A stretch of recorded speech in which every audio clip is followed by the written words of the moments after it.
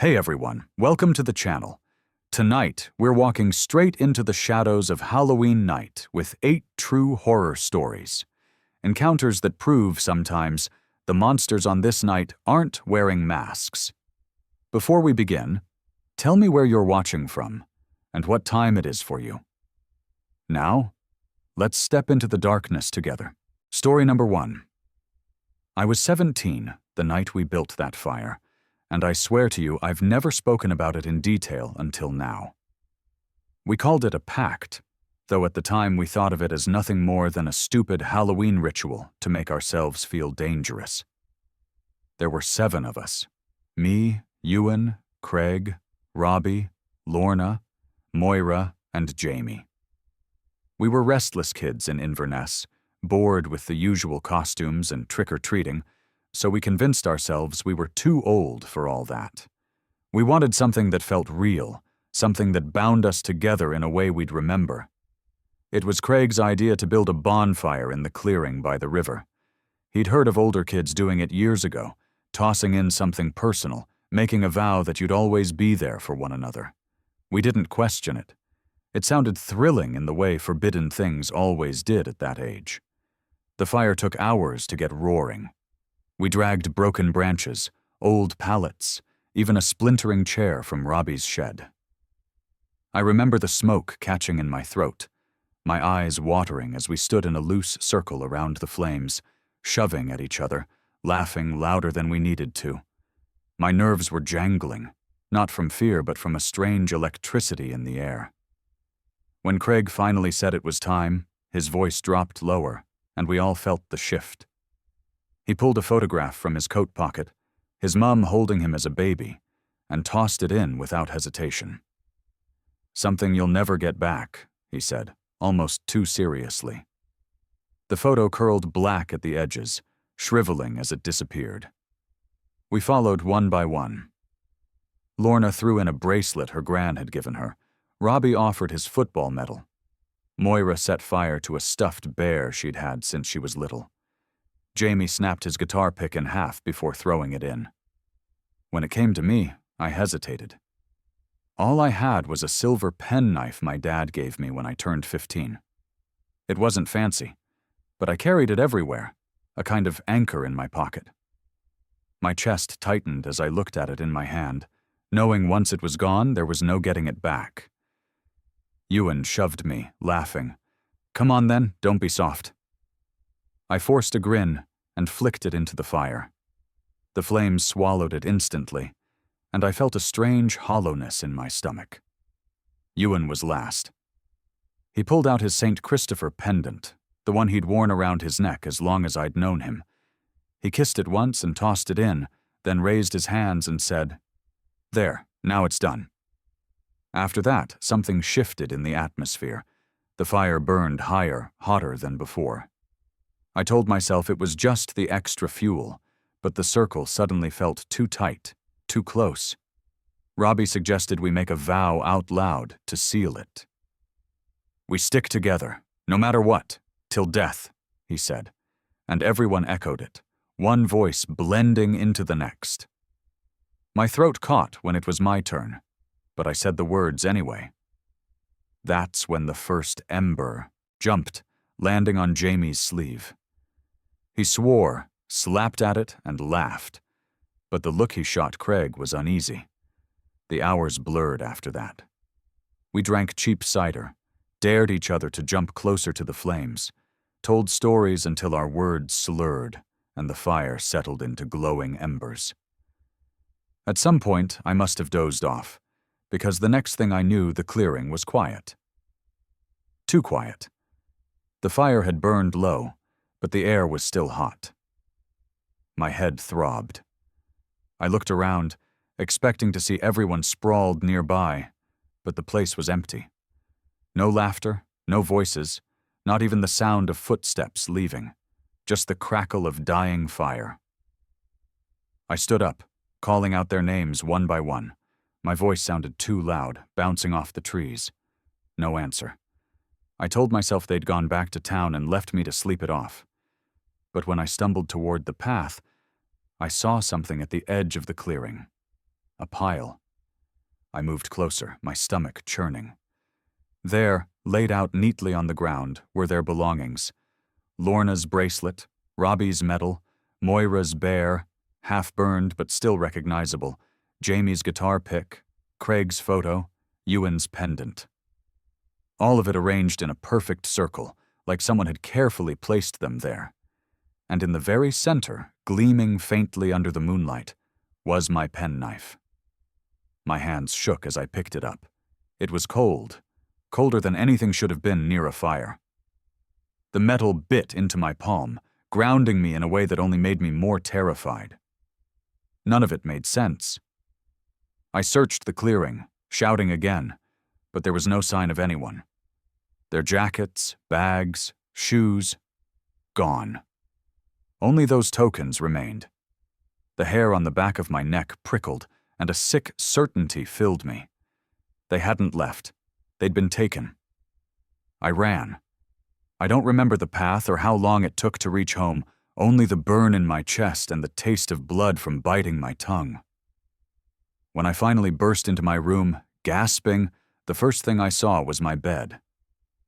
And there, spread neatly across the covers, were the same belongings I'd just seen in the clearing, each one placed with care, waiting for me. My knees gave out. I don't know how long I sat on the floor, staring, unable to move. In the morning, my parents found me curled up by the door, clutching the penknife. They scolded me for drinking, asked where my friends had gone. I told them. I told the police too. But no one believed me. The others were gone, vanished without a trace. Their families searched for years, posters went up, rumors spread. Some said they'd run away, others whispered darker things. But nothing was ever proven. I was the only one left. The only one who remembered the pact, the fire, the vow. For weeks afterward, I couldn't sleep. Every time I closed my eyes, I imagined them standing at the foot of my bed, silent, waiting. The belongings stayed in my room, no matter what I did. I tried to throw them out, burn them, bury them. Every morning they reappeared, laid out again in perfect order. I stopped touching them eventually, pretended they weren't there. But the knife? I never let it go.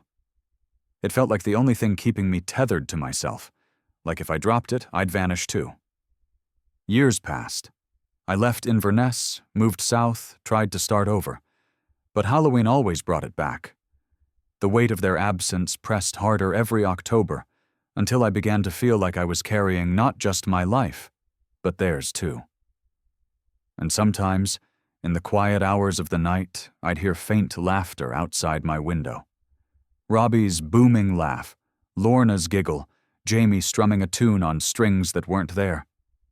I'd close my eyes, grip the knife, and wait until it passed. The strangest part? I've never aged in my own memory of that night. When I think back, it feels like yesterday. The smoke, the heat, the vow spoken in unison. I can still smell the sweetness of cider mixed with ash. I can still see the moment Craig's photo curled into flame. And I can still feel the exact second when my stomach dropped, when the pact turned into something none of us understood. I've asked myself 1,000 times why I was left. Why them and not me? The only answer I can give you is that maybe I wasn't spared at all.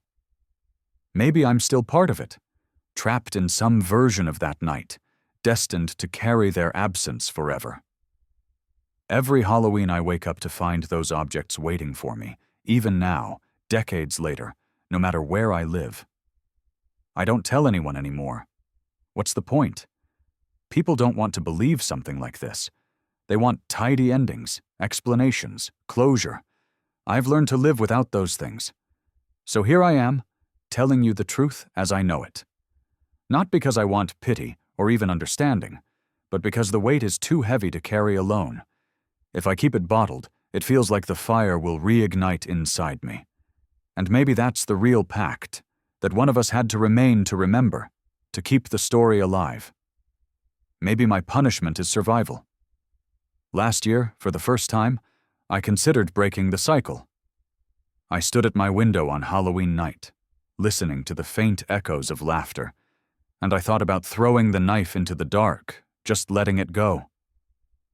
But when I raised my arm, I felt them all around me, closer than they'd ever been, not threatening, not kind, just present, watching, and I lowered my hand. Because if I let go of this, I don't know what happens next. Maybe I join them, maybe worse.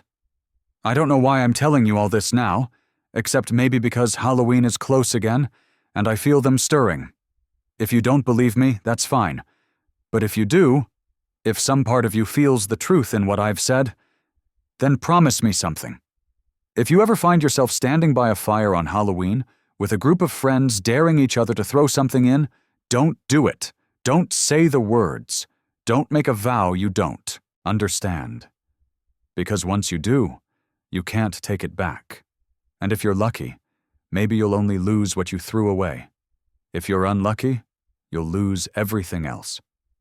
And if you're like me, you'll be left behind to carry it forever, with nothing but a cold knife in your hand and the sound of laughter in the dark to remind you of what the fire took.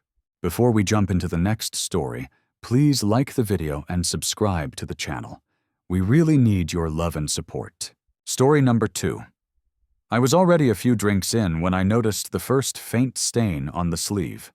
At the time, I laughed it off, smudged at it with my thumb, and figured someone must have spilled wine on me at the party. It didn't strike me as odd because everyone had been sloppy, people bumping into each other, glasses spilling, costumes dragging along the floor. But when I leaned down in the bathroom to check myself in the mirror, I realized there were more than just stains. There were streaks, dark, dried lines that ran along the edge of the cuff, and they weren't the kind of stains that washed off with a splash of water. I remember holding my wrist under the faucet, scrubbing, and watching the water swirl down pink. The costume itself was ridiculous, honestly. I hadn't planned on even going to the party, but my friend Mika convinced me. He said it would be embarrassing to show up in normal clothes, so I stopped at this little rental place I'd never noticed before, tucked between a bakery and a newspaper shop. It was small, narrow, and dimly lit, but the man behind the counter was polite, spoke Finnish with a strange accent, and immediately handed me a vampire outfit when I asked. He didn't even ask for my size, just pulled one off a rack as if he'd been expecting me. The fit was unnervingly perfect, like it had been tailored. At the party, everyone said it suited me too well, which, at first, I took as a compliment. The cape was long and heavy, the shirt stiff, the pants oddly formal. I remember laughing at myself in the mirror before leaving my flat, saying I looked like I'd been hired for a theater play. The night passed in a blur. Dancing, drinking, Mika nearly getting in a fight over someone else's girlfriend. By the time I got home around 3, I was exhausted. That's when I saw the blood again. I stripped the costume off and laid it across my bed. It wasn't just the sleeve. The collar had a blotchy smear, like someone had wiped their chin after eating something raw.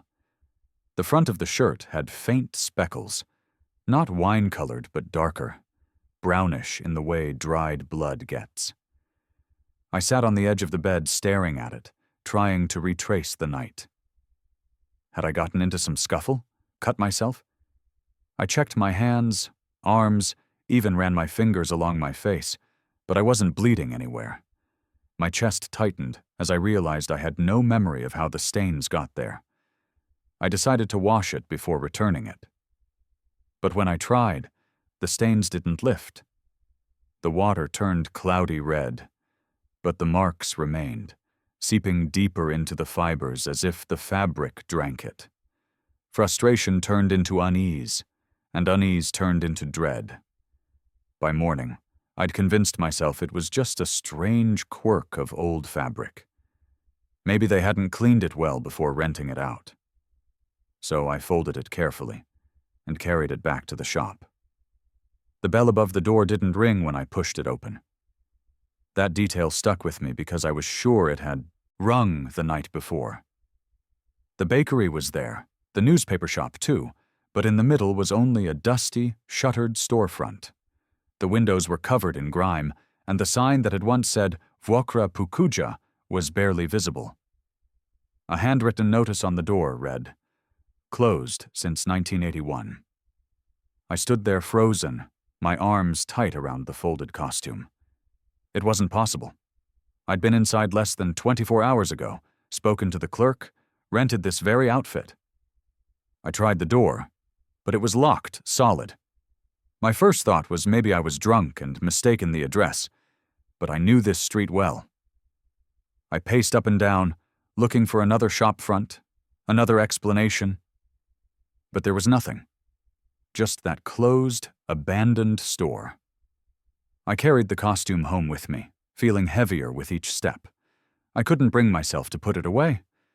Instead, I laid it across the back of my chair and sat staring at it. It looked ordinary in daylight, almost cheap.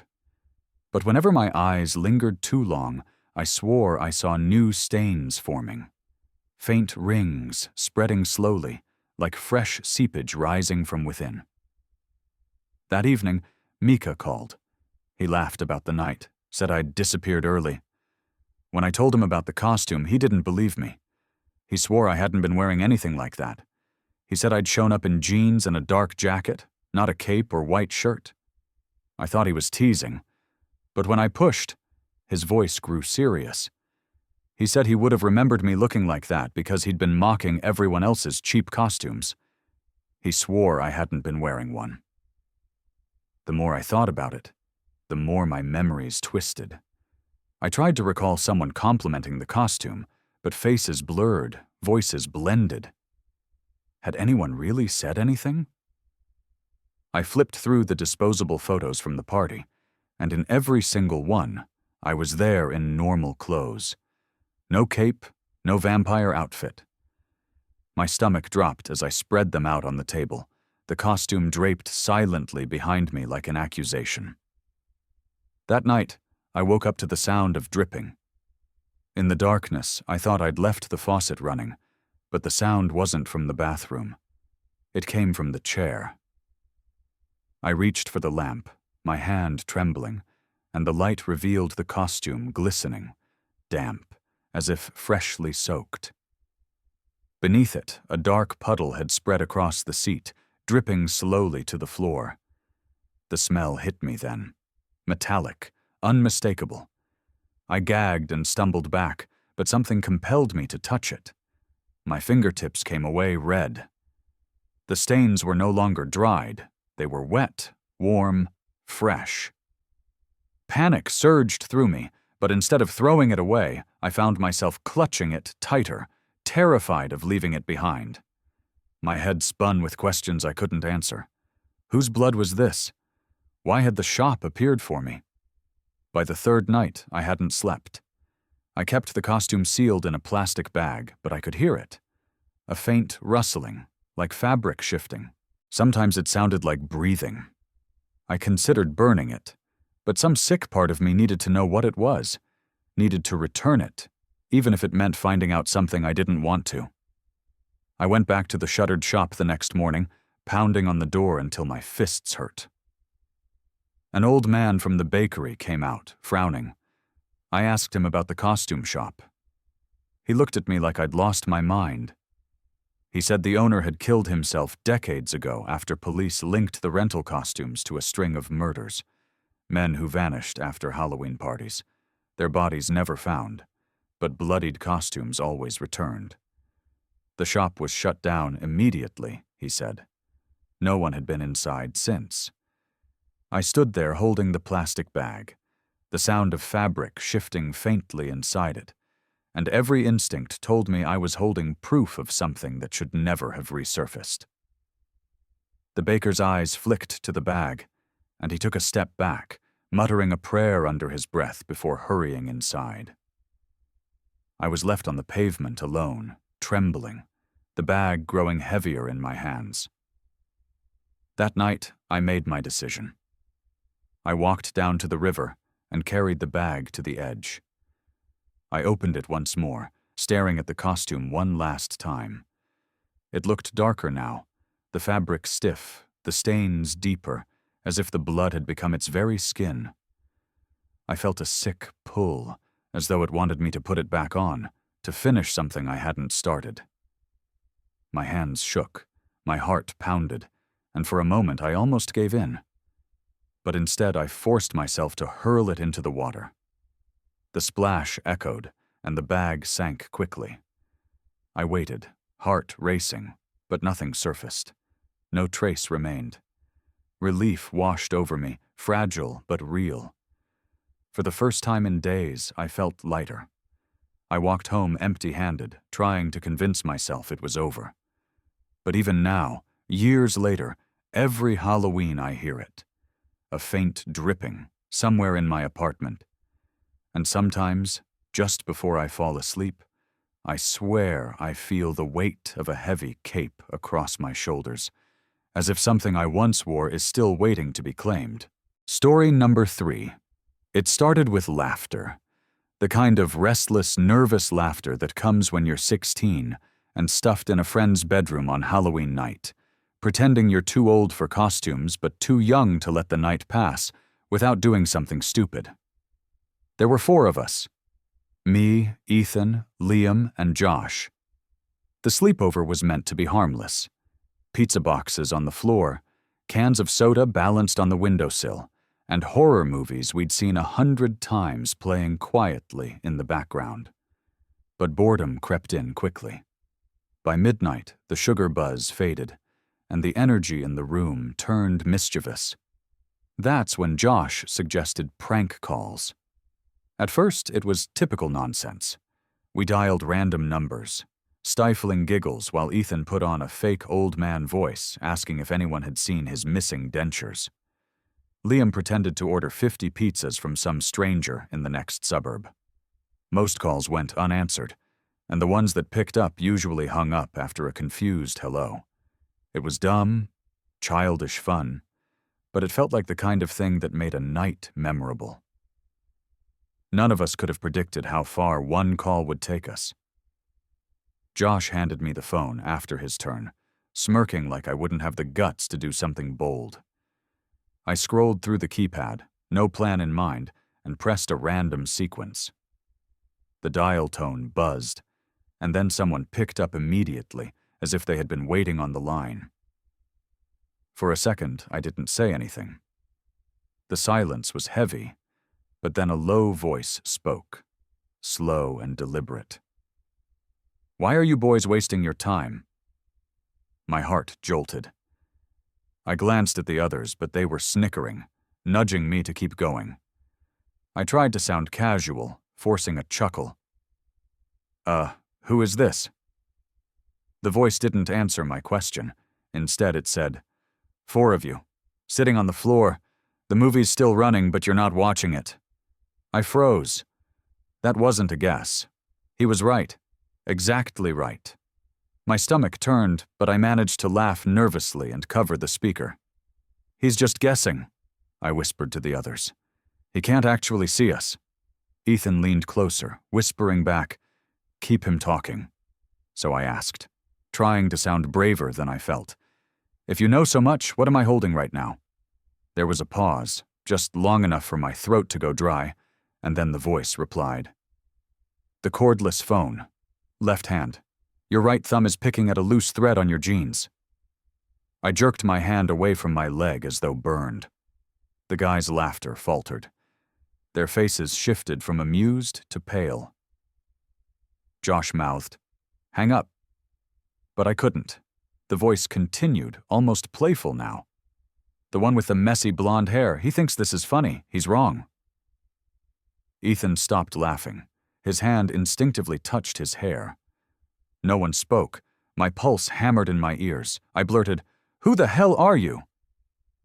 My voice cracked, and I hated how weak it sounded. The man, or whoever it was, didn't answer directly. Instead, he asked, Do you want me to tell you what happens if you keep calling strangers tonight? That question hung in the air like a threat. Liam, always the skeptic, rolled his eyes and reached for the phone. Give it here. It's probably some creep messing with us. He grabbed it from me, lifting it to his ear. Listen, mate, you've got the wrong idea. We're not scared. But before he could say more, his face went white. The voice had cut him off, speaking his name. Liam! I'll never forget how quickly he shoved the phone away like it had shocked him. How does he know my name? He whispered, his voice sharp with panic. None of us had said it out loud. None of us had given it away. I grabbed the phone again, but there was only static now, hissing in my ear. Finally, the line went dead. The room was tense, suffocating. No one wanted to admit they were shaken, but we were. Josh forced a laugh, the kind of laugh people use when they don't believe themselves. It's just a freak coincidence. Maybe we dialed someone nearby. He could have seen us through the window. He scrambled over to the curtains, yanking them closed. I wanted to believe him, but the detail about the thread on my jeans. No one could have seen that. We tried to shake it off, turning back to the movie, but the fun was gone. Every sound felt amplified, the creak of the house settling, the hum of the fridge down the hall, the wind brushing against the glass. None of us spoke for a long while until, against better judgment, Josh dared me to call again. I didn't want to, but the peer pressure was crushing, so I dialed another number, praying it would just ring and ring. It picked up instantly. No greeting, just the same voice, calm and chilling. I told you not to call again. My throat closed. I dropped the phone and it clattered to the floor. Ethan picked it up, holding it away from his face like it might bite him. He whispered, "He's still there." We all leaned in as the voice carried through the speaker. "You think you're safe inside, but you're not." Josh lunged forward and hung up, tossing the phone onto the bed like it was cursed. We sat there in silence, each of us too scared to move. Then the phone rang. The shrill sound made us all jump. Liam shouted, "Don't answer it!" But it rang again and again until the sound drilled into my skull. Against every instinct, I picked it up. The voice was softer this time, almost kind. "I just wanted to hear your voices again. You remind me of myself at your age. Reckless, curious, but curiosity can kill." My hands were trembling. "What do you want from us?" I demanded. For the first time, there was a slight laugh on the other end. "You'll see." We stayed awake until dawn, too terrified to sleep. Every creak of the house felt like footsteps. Every passing car felt like someone slowing down outside. The phone never rang again, but the damage was done. By morning, we swore never to tell anyone. Who would believe us? But even as we tried to forget, something worse happened. A week later, Ethan didn't show up to school. His parents said he'd vanished sometime in the night. Police searched, but no trace of him was found. I tried not to connect it to that call, but deep down I knew. 2 months later, Liam was gone too. His bedroom window left wide open, his bed empty. The town whispered about runaway teens, but I knew better. Josh stopped speaking to me altogether, terrified that even acknowledging it would make him the next target. And then, one night, my phone rang. I didn't recognize the number. My blood ran cold as I picked it up, hands sweating. The same voice spoke, calm as ever. "It's just you now. I told you I'd show you." I couldn't breathe. I wanted to scream, to throw the phone away, but my body wouldn't move. The voice whispered, "Turn around." And I did. My bedroom mirror reflected not just me, but 4 boys crowded into a room, frozen in time, laughing, joking, daring each other to dial a number. Ethan, Liam, Josh, and me, Except they weren't laughing anymore. They were staring back at me with blank eyes, their mouths open as though screaming silently. That was 10 years ago. I'm still here, still alive, but I haven't told anyone until now. Because every Halloween night the phone rings again. I never answer, but the ringing doesn't stop until dawn. And I know, when I finally do answer, it'll be my turn to disappear. Story number 4. I had never told anyone this before, not even my wife, because it sounds too mad to be true, but I swear to you it happened. On Halloween night in 1978, I decided to follow the girl I had been seeing every year, the one with the lantern. I'd spotted her for as long as I could remember, drifting across the far end of my fields when the night was quiet and the air seemed to hold its breath. Always the same. A small figure, no taller than a child of 12, holding up a lantern that glowed with a steady yellow flame. She never looked toward me, never faltered, just walked as if she had somewhere very particular to be. That year, curiosity outgrew caution. I told myself I was imagining things, maybe a neighbor's kid playing a trick. But the truth is, each Halloween she walked the same path, and I was tired of watching from my kitchen window, frozen like a coward. So I slipped on my boots, grabbed my coat, and crossed the yard toward her. My heart pounded louder than the crunch of my steps in the grass, but she didn't turn her head. She just moved steadily, as though she didn't notice me. The glow of her lantern lit the ground around her feet, but it didn't cast much light beyond that circle. I called out, "Hey, where are you going?" But she didn't answer. I felt stupid, chasing after a child on my own land. But there was something unnatural about how she didn't seem to hear me at all. She reached the line of trees at the edge of my property, and without hesitating, walked straight into them. I quickened my pace, branches snapping under my boots, but when I got inside the cover of the trees, the lantern light had moved ahead faster than seemed possible. I should have turned back. That's what I thought even then, but something kept pulling me along. My chest tightened with the kind of nervous dread you can't rationalize away. The air smelled faintly of smoke, though there hadn't been a fire anywhere near the farm in years. The lantern swayed gently as she walked, never slowing, never speeding.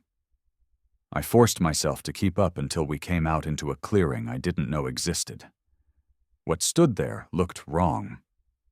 A ruined shell of a house, nothing but charred stone walls and collapsed beams, as though it had burned down decades ago. My skin prickled because I'd lived in Galway all my life, and I'd never once heard of a house in these woods. The girl stopped just at the edge of the clearing, her lantern still raised, but she didn't go inside.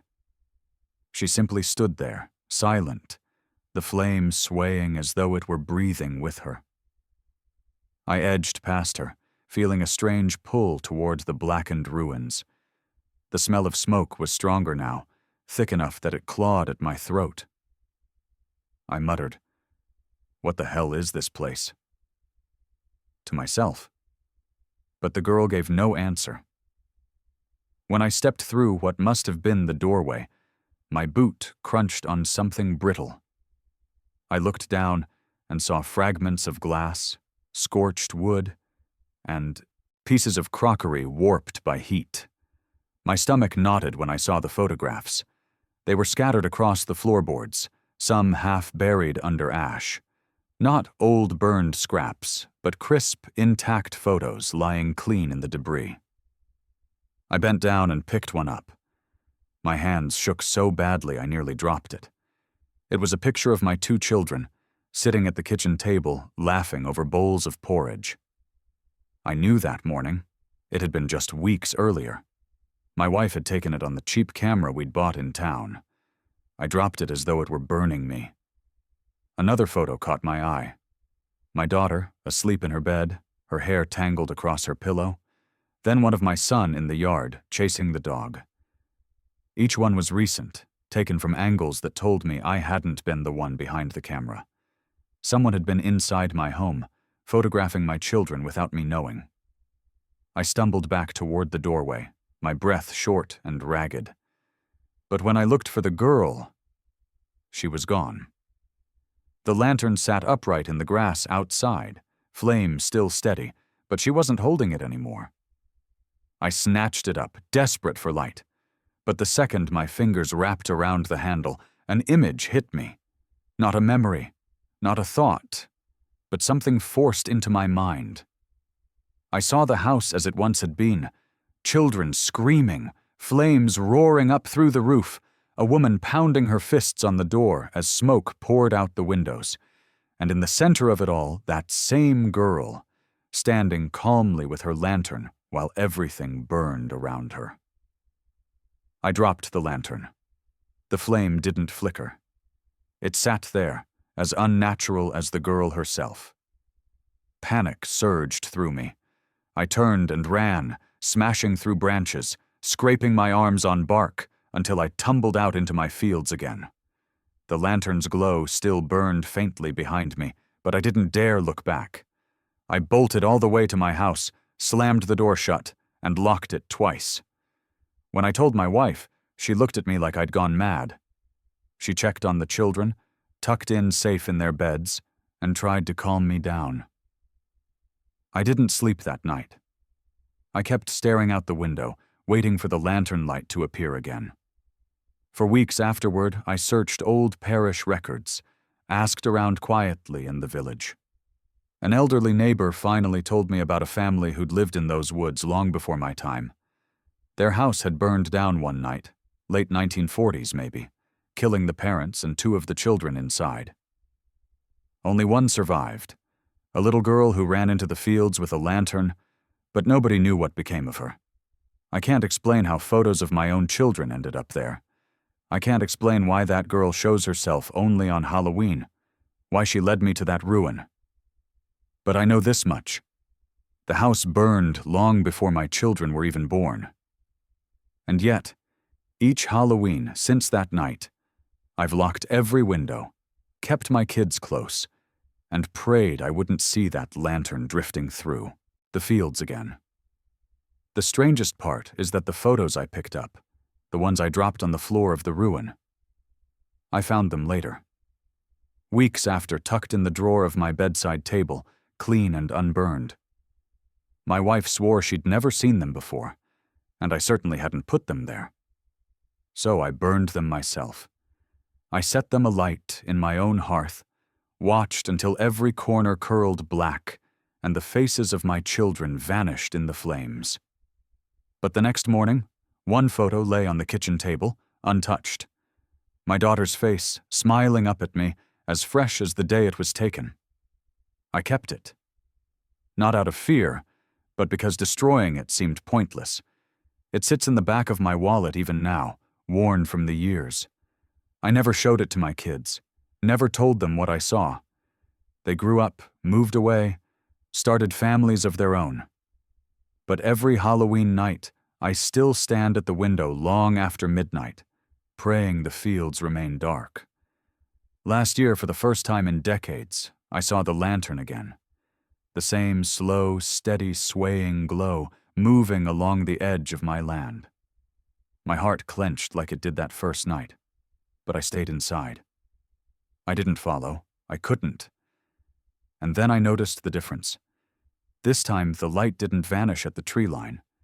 It stopped at my fence. It waited there, as if daring me to come out. I didn't move, not even when the light finally faded with the dawn. But when I went to fetch wood from the shed the next morning, I found a single photograph pinned under a stone by the door. It was of my grandchildren this time, both of them playing in their garden. The angle made it clear it had been taken recently, far from here. Someone had been there, watching them. So when I tell you this, I'm not exaggerating or spinning tales. I don't know what she wants, whether she's protecting them or marking them for something worse. I just know the lantern girl isn't bound to the past like a ghost in a story. She's still here, still watching, and if you ever see that light swaying in the dark on Halloween night, don't follow it. Don't even look too long, because once she shows you what she's carrying, she never lets go. Story number 5. I didn't want to join them that night, but peer pressure is a powerful thing. Everyone in my philosophy seminar kept talking about the pumpkin toss, this local tradition in Heidelberg, where students carved pumpkins and threw them into the Neckar River on Halloween. It sounded silly to me, but they swore it was a rite of passage, something you couldn't miss if you wanted to feel part of the university community. So I bought a cheap pumpkin, carved a lopsided face into it, and followed the group down to the riverbank around midnight. There were maybe 20 of us, some drunk, some giggling nervously, all clutching glowing pumpkins like lanterns. The air smelled of damp earth and river algae, and the water was moving faster than usual.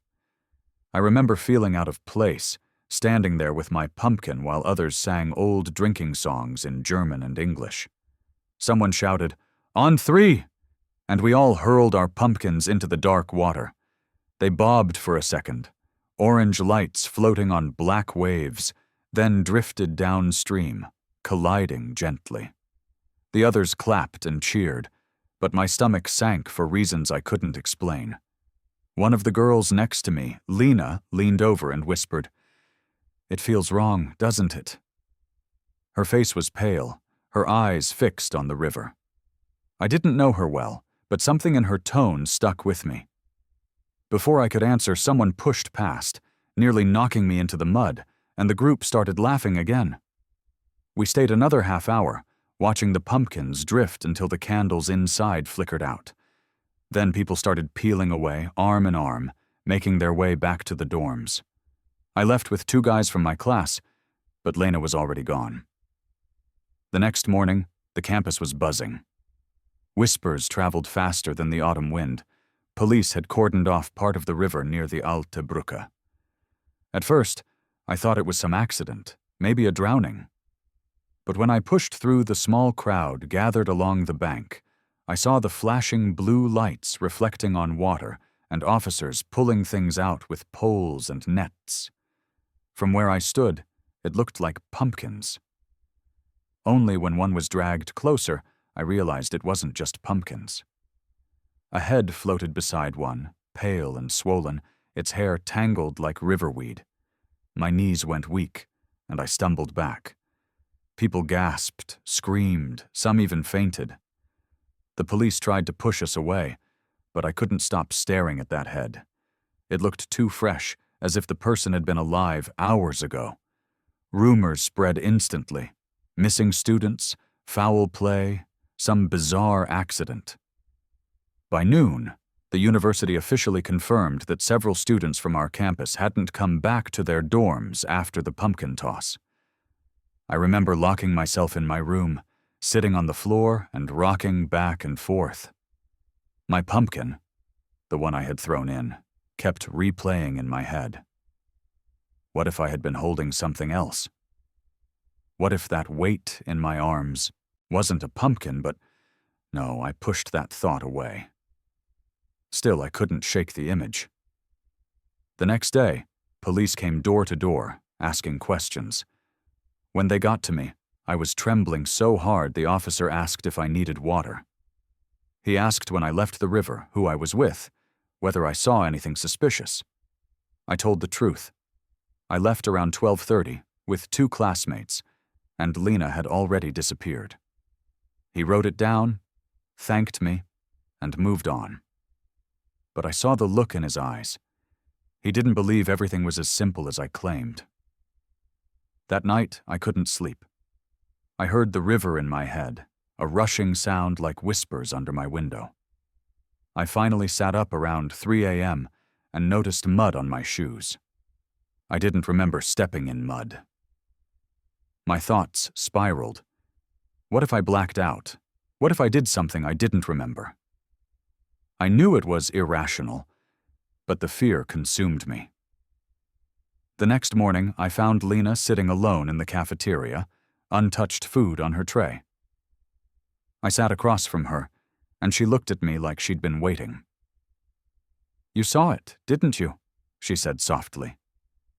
Her voice shook, but her eyes didn't blink. The heads weren't just there. They replaced the pumpkins. I froze. What are you talking about? I threw mine in, she whispered, gripping her coffee so tightly her knuckles whitened. It floated, just like everyone else's. But when it drifted further, it changed. It wasn't a pumpkin anymore, it was... She swallowed hard. It was my brother's face. Her words hit me like a fist. I tried to dismiss it, tell her she was hallucinating, but part of me knew she wasn't lying. The fear in her voice was too real. She left suddenly, muttering something about needing to pray, and I didn't see her again that week. Meanwhile, the city was in panic. Police found 6 human heads, all belonging to students who went missing that night. But no bodies, only heads. The official line was homicide, but no explanation made sense. The university canceled classes, counselors were brought in, but nothing helped. People packed up and left campus.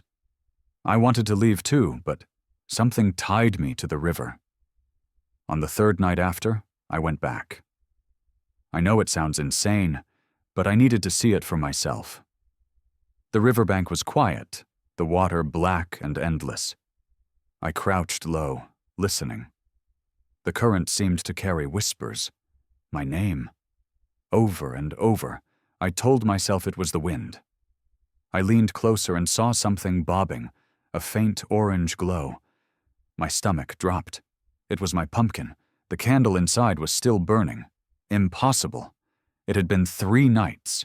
My legs moved on their own, and I waded into the freezing water, reaching for it. But when my fingers brushed the slick surface, the glow went out. In its place, something pale turned toward me. A face. My face, bloated, eyes open, mouth gaping. I screamed and staggered back, splashing, nearly falling. The vision vanished as quickly as it appeared, and I crawled to shore, shivering violently. I didn't tell anyone what I saw. Who would believe me? But the image haunted me. Every time I closed my eyes, I saw my own head drifting among the pumpkins. I stopped going to class, barely ate, avoided everyone. Then came the knock on my door. It was Lena again. She looked worse than before, hollow-eyed, trembling. "They won't stop," she said. "Every year they take more." "What do you mean?" I asked, my voice hoarse. She leaned in, her whisper ragged. "It's a trade. The river doesn't want pumpkins. It wants us. It lets the city keep going, the university thriving. But every Halloween, it demands more." I told her she was crazy, but she only shook her head. "You saw your face, didn't you?" I couldn't answer. My silence was enough. She left without another word, and I never saw her again. She became the 7th missing student. The police never solved it. They called it a serial killer, closed the case years later with no arrests. But I know the truth. I stayed in Heidelberg until the end of the semester, then transferred to another university. I swore I'd never go back, never look at a pumpkin again. But every Halloween, no matter where I am, I hear the river. Not with my ears, but inside my head. A rushing sound, whispering my name, reminding me that one day my face will float there for real. I'm telling you this because you asked me why I hate Halloween. Now you know. This isn't a joke. It isn't some urban legend. It happened. I lived it. And I can still see them if I let myself. The pumpkins drifting, glowing faintly on the black water, before one by one they turn, and the faces inside stare back, waiting for me to join them. Story number 6. I was carrying a tray of half-carved pumpkins back into the living room when I heard the first roll of thunder. It was sharp and deep, rattling the window panes like someone had struck the glass with a heavy hand. The kids had been out earlier, running up and down the block in their costumes, but by the time the sky cracked open, every parent in our neighborhood had called their children back inside. I remember standing at the window with the tray still in my hands, staring at the sheets of rain hitting the street, when I noticed him for the first time. A man in a long raincoat stood motionless at the corner, his head tilted toward our house. At first, I assumed he was just another parent caught in the storm, maybe waiting for his child to finish trick-or-treating. But there was something wrong with the way he stood. No shifting weight from one foot to the other, no umbrella, no attempt to shield his face from the downpour. He was fixed in place like a scarecrow. I tried to shake it off, placed the tray down, and went back to the kids, who were already complaining that the storm had ruined their night. They sprawled across the couch in their costumes, laughing and fighting over candy. Still, my eyes kept darting back to the window. Each time I glanced, he hadn't moved an inch. An hour passed. The storm only grew heavier. Water streaked down the glass, and the streetlights blurred into pale halos. The man was still there. Same coat, same posture, his head tilted just enough to suggest he was looking directly at my house. By then, my stomach was in knots. I told myself not to be ridiculous. People wait around for rides. People linger. But when I put my face close to the glass, I realized something that made my throat tighten. His coat wasn't wet. The rain was hammering everything. The cars, the pavement, the roofs. But his coat looked dry, perfectly dry, as though he were standing under an invisible shelter. I locked the front door. It was already locked, but I checked again, jiggling the handle harder than I needed to. My youngest asked why I was acting weird, and I just said I was tired. I tried to keep my voice calm, but my heart was racing. Another hour slipped by, and I kept expecting him to leave, to step away, to vanish. But he never moved. Not when cars passed, not when lightning flashed, not when the rain intensified to the point where small rivers ran along the gutters. I decided I'd had enough. I went into the kitchen, grabbed the phone, and dialed the police. I remember the operator's voice clearly, polite but tired, asking me for details. I told her there was a man in a raincoat standing outside my house, had been there for nearly 2 hours, not moving. I expected her to dismiss me, maybe tell me it was just someone waiting for a bus. Instead, she asked for my address, then paused. "Ma'am," she said slowly, "there's no storm in your area tonight." Her words made no sense. I turned to look out the window, rain still battering the street like a waterfall. I told her that, insisted the storm was right outside my home. She repeated herself, her tone even sharper. "I can assure you there is no storm in Dunedin tonight. Clear skies." My mouth went dry. I hung up without saying goodbye because I didn't know what else to do. I walked back into the living room, trying not to let the kids see my panic. But when I looked again, the man was closer. He was no longer at the corner. He was standing directly across the street from my window. I nearly dropped the curtain.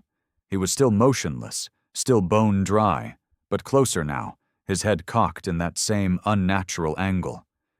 I couldn't see his face clearly, not with the rain between us, but I felt it, felt him watching. I told the kids to go upstairs and get ready for bed. They complained, but I didn't care. My nerves were burning. Once they were gone, I sat in the dark living room, peeking through the edge of the curtain. Minutes crawled. My hands trembled every time I checked the lock on the door. He stood there, patient, like he had all the time in the world. At some point, I must have drifted into a daze, because the sudden silence snapped me back. The rain had stopped, not slowed down, not eased, stopped completely, as though someone had turned off a faucet. I pressed my ear to the glass. Nothing. I swallowed, leaned closer. The street was dry. Not just drying, but dry, like it hadn't rained at all. Leaves that had been plastered to the pavement were crisp again. My car, which I'd seen dripping seconds ago, gleamed with no sign of water. And then, across the street, I saw him lift his head. For the first time, he moved. He started walking toward my house. I scrambled back, nearly tripping over the coffee table. My first instinct was to scream for the kids, but I didn't want them to see. I bolted for the kitchen, grabbed the phone again, and dialed the police. My hands shook so badly I could barely press the numbers. When the dispatcher answered, I begged her to send someone, told her the man was approaching my house. She asked for details. I shouted everything I could: his coat, how long he'd been outside, how he wasn't wet. There was a pause. Then she said, "We'll send someone right away. Stay inside." I clutched the phone, breathing hard, and pressed myself against the wall. I heard footsteps on my porch. Slow, deliberate. A knock followed. 3 heavy raps that made the whole door shudder. My skin prickled. I held my breath, waiting for him to knock again. Another set of knocks, harder this time, almost angry. I couldn't bring myself to answer. My voice died in my throat. Then silence. I crept to the window, inching the curtain aside just enough to peek. The street was empty. He was gone. My porch was bare, no footprints, no sign anyone had been there. I wanted to believe I'd imagined the knocks, but my door still quivered in its frame from the force of them. I waited for the police, every minute stretching like an hour. When they finally arrived, 2 officers searched the street, the yard, the alley. Nothing. They told me no storm had been reported, no sign of rain anywhere in the city. I tried to argue, pointing to the half-carved pumpkins I'd abandoned, still damp as though from a downpour, but they just gave me a sympathetic look. One officer even suggested maybe I'd had a stressful night. After they left, I tucked the kids into bed and tried to convince myself it was over. I lay awake until dawn, eyes locked on the window, waiting for any movement. Nothing happened. By morning, it all seemed like a bad dream. The pumpkins were bone dry, the streets clean, as if washed overnight. I tried to let it go. But the next year, on Halloween night, the rain returned. I was washing dishes when the first thunder rolled, sharp and deep, rattling the panes. The kids had grown older, weren't as excited about costumes, but I felt that same dread coil inside me. Against my better judgment, I went to the window. And there he was. Same raincoat, same posture, standing at the corner with his head tilted toward my house. I didn't wait this time. I gathered the kids, told them we were spending the night at my sister's across town. They thought I was crazy, but I didn't care. We packed into the car, and I drove without looking back. All night, I couldn't shake the thought of him standing alone in the storm that no one else could see, waiting for me to open the door. Over the years, I've avoided staying home on Halloween. Sometimes we go to friends, sometimes we book a motel. It's easier that way. Because the truth is, the rain still comes. Not every year, but often enough. And whenever it does, I know he'll be there, waiting. I never answered the door that night, and I never will. But sometimes, when I close my eyes, I can still hear the sound of those 3 heavy knocks echoing through the wood, as if he's reminding me he hasn't gone anywhere. He's patient. He's always patient. And one day, if I make the mistake of staying home again, I think he'll be ready for me. Story number 7. I still remember the weight of the candy bar in my hand, heavier than the little fun-sized ones everyone else gave out. It was 1987, and I was 11 years old, trailing behind my friends as we zigzagged through our neighborhood in Hamilton. When we reached Mr. Bellamy's house, that's what we all called him, though I don't think anyone knew his first name, there was already a line of kids at his porch. He always handed out full-size chocolate bars, the kind you usually only got if your parents bought them from the corner store. He smiled as he dropped one into my bag. his eyes narrowing slightly as if he was memorizing my face. I didn't think much of it then. Over the next few years, it became tradition. Every Halloween, no matter what, we stopped at Mr. Bellamy's. He was never dressed up, never overly festive. Just the same cardigan, the same calm smile, and always a word or two that made the hair on my arms stand up. "You're taller this year," he said once, and I didn't even realize he remembered me. My parents thought it was kind of him, said he was probably just a lonely old man who liked giving candy to kids. But there was something about the way he'd stand there after handing out the bars, still watching as we walked away, that made my stomach twist. By the time I was 13, my curiosity had started gnawing at me. I couldn't explain it, but I felt like there was more to him than just being the nice candy man. My friend Danielle, who lived 2 streets over, agreed with me. She said her mom remembered missing children from our neighborhood back in the 70s, kids no one talked about anymore. When I asked what happened to them, she just shrugged, saying they probably moved away. But that didn't sit right with me. Kids don't just vanish from memory like that. That Halloween, after trick-or-treating, I told Danielle I was going to sneak around Mr. Bellamy's house. She tried to talk me out of it, said it wasn't worth the risk, but she didn't stop me either. I waited until later that night, when the streets had gone quiet, and I doubled back. His house was at the edge of the block, a modest 1-story place with a detached garage. There were no lights on inside, but his old car was parked out front, so I knew he was home. My chest tightened as I crept along the side yard, my sneakers sinking slightly into the damp grass. The garage door wasn't locked. That was the first thing that struck me as wrong.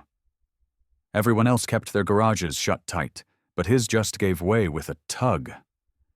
The smell hit me instantly. Oil, old wood, and something sharp and metallic underneath, like dried blood.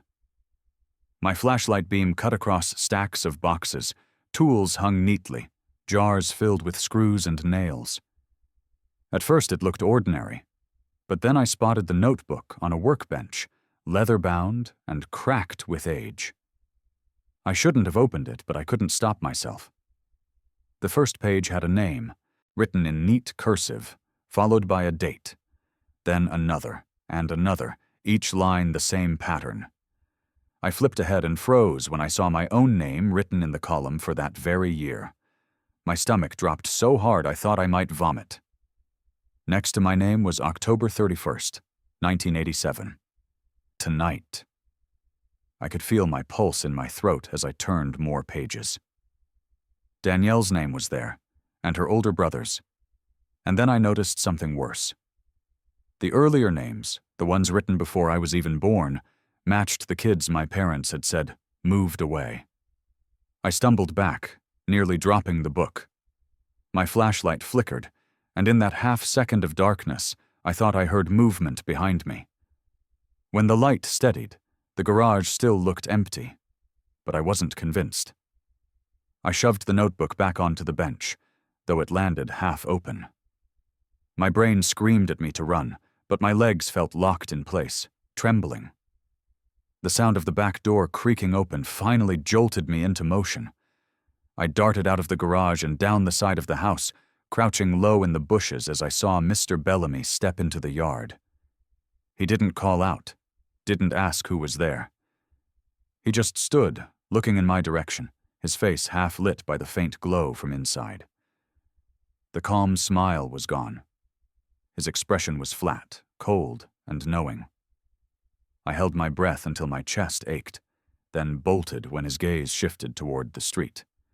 That night, I didn't sleep. I kept replaying the names, the dates, the neat handwriting that somehow seemed too careful, like it was hiding something under its precision. The next morning, I tried to tell my parents. They brushed it off, said I was making up stories because of Halloween. My father even laughed when I insisted there was a ledger of missing kids. If that were true, the police would have caught him years ago, he said. But I knew what I saw, and the more I thought about it, the more I realized no one ever moved away from our neighborhood. People either stayed or they disappeared. The difference was subtle, but once I noticed it, I couldn't ignore it. I started keeping track on my own, marking down kids I hadn't seen in months, cross-checking with old yearbooks, and every single time, their names were in the notebook.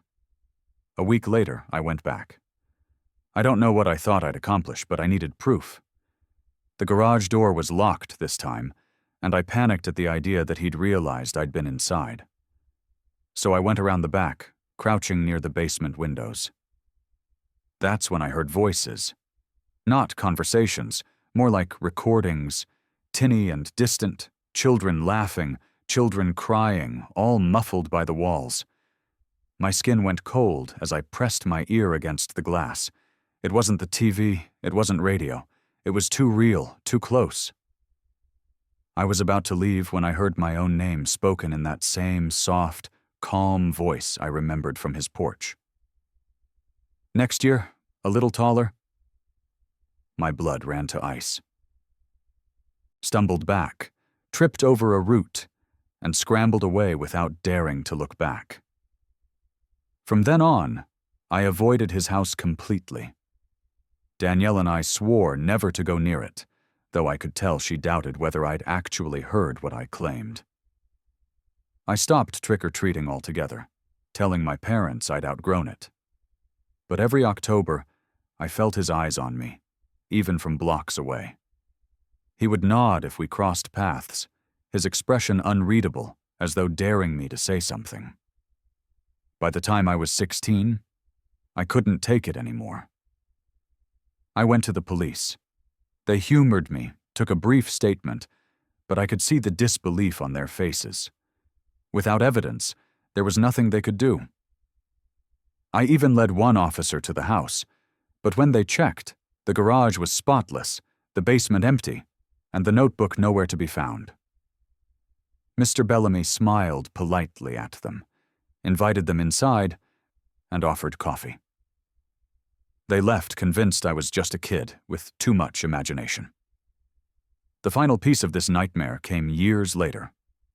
I was in my 20s, living across town, when I heard the news. Mr. Bellamy had died quietly in his sleep. No family, no obituary worth reading. His house was set to be cleared. Something inside me snapped, a mix of fear and determination, and I drove back to the old neighborhood.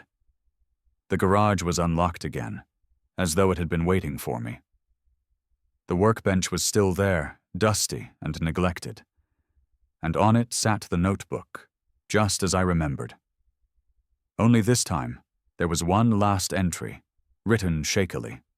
My full name, but with the date blank. My throat tightened as I flipped further. Danielle's name, her brother's, others I recognized, but all of them had neat slashes through them, except mine. I don't know why I took it, but I did. I kept that notebook, hidden in the back of my closet for years, terrified of what it meant. Nothing happened to me after his death. Nothing I can explain anyway. But the names, I've searched. Many of them don't appear in public records anymore. It's as if they were erased, not just missing, but gone, like they'd never existed. I'm telling you this now because last week, for the first time in decades, I opened the notebook again. The handwriting is the same neat cursive, though no one's touched it since he died. And there, beneath my name, the date has been filled in. Not by my hand, not by anyone I can explain. Just a single line. October 31st, 2025. I don't know what to make of it. Maybe I'm cursed for prying all those years ago. Maybe the ledger itself keeps going, even without him. All I know is Halloween is only weeks away, and I haven't slept properly since. If I disappear, if I'm suddenly forgotten, I need someone else to remember that I was real, that I told this to you, that I didn't just vanish like the rest. Because if the ledger has the final say, I don't think anyone else will. Story number 8. I was already halfway up the street before I realized I'd taken the wrong turn, but the sound of laughter and muffled screams drifted from ahead, so I kept walking. It was Halloween night in Lille, and I wasn't in costume, just a coat thrown over my clothes after a long shift.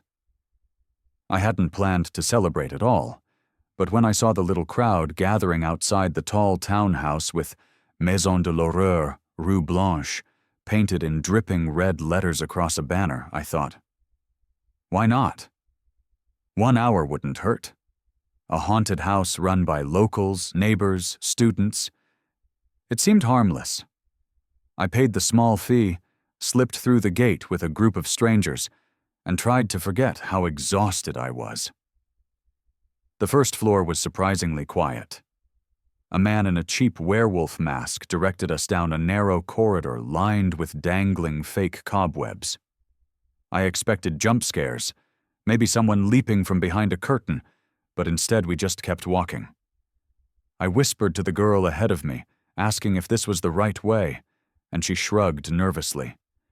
The air smelled damp, as if the walls had absorbed decades of moisture.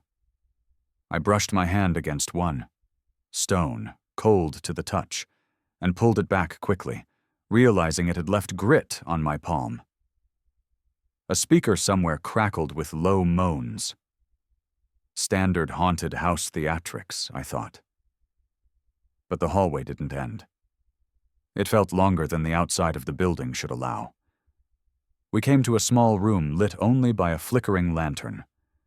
A woman in a long white gown stood in the corner, head bowed. Her hair hung over her face like wet ropes. The group hesitated, waiting for her to lunge, to shriek, to play her part. She didn't move. I glanced at her bare feet. They were dirty, toes curled against the floor as if gripping for balance. When the guy beside me chuckled and said, "Nice acting?" she slowly lifted her head. Her face looked gray, waxy, like clay pulled tight over bone. She opened her mouth as if to scream, but no sound came out. Instead, her jaw trembled, like it hurt to hold it open. My chest tightened, and for some reason I whispered, "Are you okay?" The lantern sputtered, and when it steadied again, she was gone. The group gasped and shuffled toward the next hallway, laughing with relief, but I didn't laugh. My eyes searched the corners, the floor, anywhere she could have slipped away, but there was nothing. No door, no curtain, no hiding place, just bare walls and us. The next corridor sloped downward, the ceiling pressing low. The air grew thicker, harder to breathe. I wiped sweat from my forehead and muttered, "It's too hot in here." A boy in a skeleton hoodie ahead of me turned back and whispered, "They're good at this, huh?" His attempt at reassurance fell flat because his eyes darted nervously toward the dark ahead. We entered a chamber with wooden beams crossing the ceiling. Hung from them were mannequins in tattered clothes, swinging gently. I stepped closer, studying their faces. They weren't plastic. They weren't painted. They were pale and sunken, lips cracked, eyes cloudy. My gut twisted. These weren't mannequins. I stepped back so quickly I bumped into someone behind me. "They look real," I whispered, my voice almost breaking. "Of course they do." Another visitor chuckled, though his laugh cracked at the edges. "That's the point." But one of the figures twitched, just slightly. A hand flexed. My throat closed. I grabbed the sleeve of the girl in front of me. "Did you see that?" She frowned and shook her head quickly, pulling away. The crowd pressed forward, eager to move past, but I froze, staring at the swaying bodies. One of them, a young man with hollow cheeks, turned his head just an inch, his eyes rolling toward me. Not wide, not exaggerated, just enough to let me know he was aware. I stumbled forward with the others, my breath shallow. I told myself it was an elaborate trick, that maybe the actors were using some suspended harnesses to hang like that. But the way his eyes followed me burned into the back of my mind. The next hallway narrowed until we walked single file. The walls pressed closer, rough stone scraping my coat. From the darkness came whispers. Not theatrical moans this time, but distinct words, fragments of French too soft to understand. A hand brushed my shoulder from the wall. I spun, pressing my back against cold rock. No one was there. The girl ahead hissed, "Stop messing around." But I hadn't touched her. When we emerged into another room, I nearly collapsed with relief at the space. This one looked like a dining hall. A long table stretched across, candles burned down to stubs, plates covered in rotten food. Seated around it were figures dressed in dusty costumes. A clown, a jester, a woman in pearls. Their heads lolled at unnatural angles, eyes half shut. The smell was unbearable, a sweet rot that clung to my tongue. One man at the far end slowly raised his hand as if to wave. I clutched the back of a chair, whispering to myself, "This can't be real." The group was smaller now. I hadn't noticed people disappearing until I counted. We'd started with at least a dozen. Now there were maybe 6 of us. The boy in the skeleton hoodie whispered, "Where's everyone else?" Nobody answered. The clown at the table leaned forward. His lips moved. A rasp of air came out, like broken lungs forcing sound. "Stay." I bolted for the doorway on the far side, ignoring the sharp protest from someone behind me. The corridor twisted again, turning into stairs that creaked under our weight. The skeleton boy clutched my sleeve as we climbed. "I don't think this is a show," he whispered. His voice trembled. At the top, we entered a wide room where mirrors lined every wall. Our reflections stared back, but something was off. In my reflection, my eyes looked bruised, my skin gaunt. The girl beside me looked years older. In her mirror, wrinkles deepening as she stared. The boy's reflection was gone entirely. He pressed his hand against the glass, desperate, and whispered, "Why can't I see myself?" The lights flickered, and his reflection returned. But it wasn't him. It was another man. Pale, sunken, hanging limp like those bodies downstairs. The boy screamed and ran to the exit. The rest of us followed. The stairwell spiraled down, tighter and tighter, until I felt dizzy. At the bottom, the door opened into a cellar lined with cages. Inside, people pressed against the bars, whispering weakly, reaching out. Their faces were the same as the actors we'd seen upstairs. The woman in the white gown, the man at the table, the boy hanging from the beam. They were here, caged, broken. My knees nearly gave out.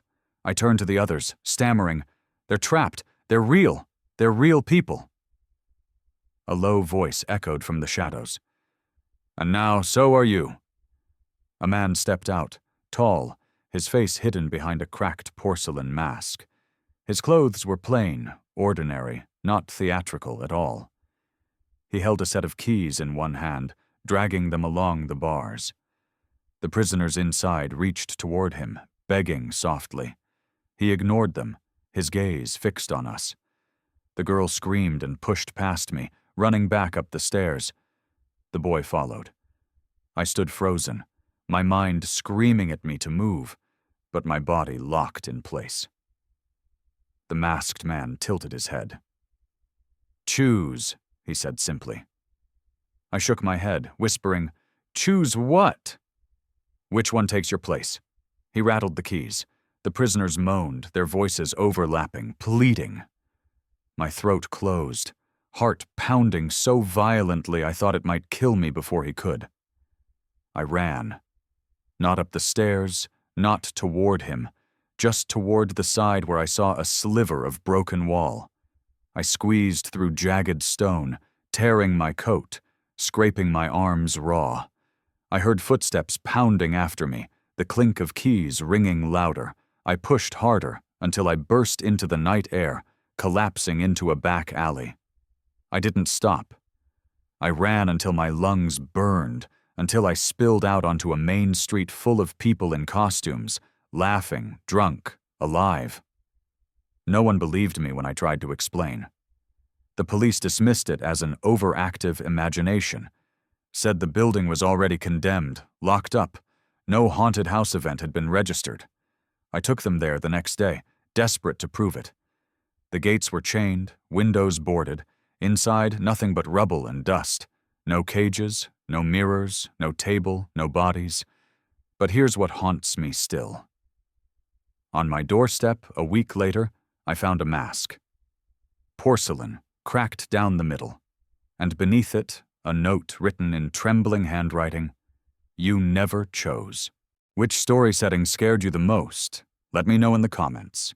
That's the end of our 8 Halloween horror stories. Which one will keep you up tonight? If you made it this far, drop "The Night is Watching" in the comments.